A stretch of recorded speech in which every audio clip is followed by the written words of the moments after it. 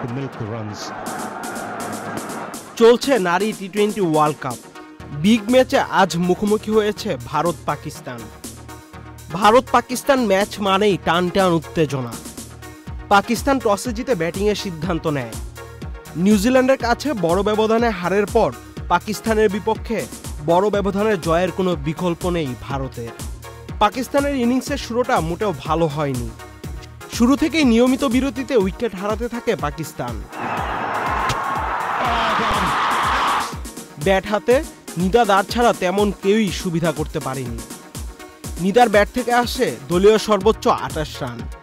ভারতের নিয়ন্ত্রিত বোলিংয়ে 20 ওভার শেষে পাকিস্তানের সংগ্রহ দাঁড়ায় মাত্র 105 রান। ভারতের হয়ে সর্বোচ্চ 3টি উইকেট তুলে নেন অরুন্ধতী রেড্ডি। 106 রানের টার্গেটে ব্যাট করতে নেমে ভারতের ব্যাটিংয়ের শুরুটা হয় খুবই ভালো। 10 ওভার শেষে ভারতের সংগ্রহ দাঁড়ায় 1 উইকেটে 50 রান। 15 ওভার শেষে ভারতের সংগ্রহ 79 রান। হাতে তখনও আছে 8 উইকেট। ভারতের অধিনায়ক হরমনপ্রীত কৌরের দুর্দান্ত ব্যাটিংয়ে ভারত 7 বল হাতে রেখে 6 উইকেটের জয় তুলে নেয়। দুর্দান্ত পারফর্ম করে প্লেয়ার অব দ্য ম্যাচ জিতে নেন অরুন্ধতী রেড্ডি। আহমেদ শাফি, চ্যানেল আই।